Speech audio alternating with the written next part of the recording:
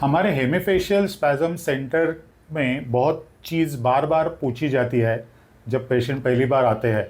और आज मुझे वो याद आ गई क्योंकि आज मैं इनसे बात कर रहा था। मैडम का ऑपरेशन हुआ था, वो ऑपरेशन होके भी अभी नियरली 2 महीना होने को आया है और उनको हेमीफेशियल स्पैज़म था। हेमीफेशियल स्पैज़म यानी चेहरे के एक बाजू में जो खिंचाव होता है बार बार, ऐसा मैं करके दिखा रहा हूँ अभी, ऐसा ऐसा ऐसा खिंचाव होता है और वो बहुत ही शर्मनाक होता है।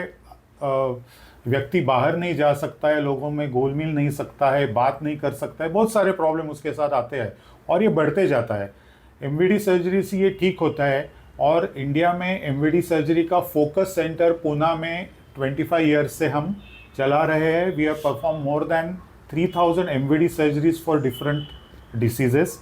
लेकिन आज जो बात मैं बोलने वाला था और आप बोल रहे थे कि ये क्वेश्चन लोगों के मन में रहता है कि ऑपरेशन तो यहाँ होता है इसका, यानी ब्रेन पे होता है और बीमारी यहाँ होती है, ये जो हिल रहा है, तो ऐसे कैसे? ऐसे बहुत लोगों ने आपसे क्वेश्चन पूछा था। तो वो सही क्वेश्चन है और वो लोगों के मन में होना स्वाभाविक है।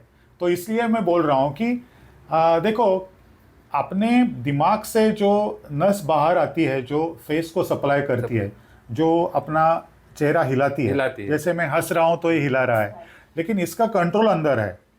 तो ऐसा मानो कि यहाँ पे ये स्विच है, बराबर है। ये स्विच से मैं अगर बत्ती जलाता हूं तो वहां का लाइट ऑन होता है, तो वो लाइट का कंट्रोल यहाँ पे है। तो चेहरे के मूवमेंट का कंट्रोल यहाँ पे है, जहाँ पे वो नर्व बाहर आती है, हम उसको रूट एंट्री जोन बोलते हैं। और वो रूट एंट्री जोन जो लोगों में वीक रहता है डेवलपमेंटली और उसके ऊपर ब्लड वेसल का दबाव आता है, उसके पल्सेशन की वजह से ये होता है। तो शॉर्ट में कंट्रोल यहाँ पे है और असर यहाँ दिख रहा है। जैसे कि बटन यहाँ पे है और लाइट वहाँ पे है। अगर समझो कि वो लाइट फ्लिकर होने लगे तो दो चीज़ें हो सकती है, एक तो लाइट में प्रॉब्लम हो सकता है या तो यहाँ प्रॉब्लम हो सकता है। तो ये जो बीमारी है, ये बीमारी में यहाँ प्रॉब्लम नहीं है, यहाँ सिर्फ इफेक्ट है। प्रॉब्लम यहाँ पे है। अगर आप वो लाइट भी बदलोगे तो भी फ्लिकरिंग चालू रहेगा, क्योंकि यहाँ का प्रॉब्लम वैसा का वैसा है। जब मैं ये स्विच निकालूंगा और उसकी जो शॉर्ट सर्किट हो रहा है वो ठीक करूंगा और फिर से स्विच बिठाऊंगा तो वो उसका फड़फड़ना बंद हो जाएगा। तो वैसा ही यहाँ पे है, फड़फड़ यहाँ हो रही है, लेकिन जब मैं वो दबाव निकालूंगा और शॉर्ट सर्किट बंद करूंगा तो ये ठीक हो जाती है। लेकिन बराबर समझ रहे आप क्या बोल रहे हैं? समझ गया। लेकिन वो जिसको अपनों को वो ट्रबल की मालूम नहीं है, वो अपनों को क्या बोलेगा? ऑपरेशन वहाँ पे, आपका बीमारी वहाँ पे, वो शक्य नहीं है। करेक्ट। तो कोई लोग अपनों को पूछते हैं। हाँ, जो तो आपको जैसे लोगों ने जानकारी जिसको नहीं है वो अपनों को क्या बोलेगा कि यहाँ पे सर्जरी करने का बीमारी आपको यहाँ पे थोड़ी ठीक होएगा।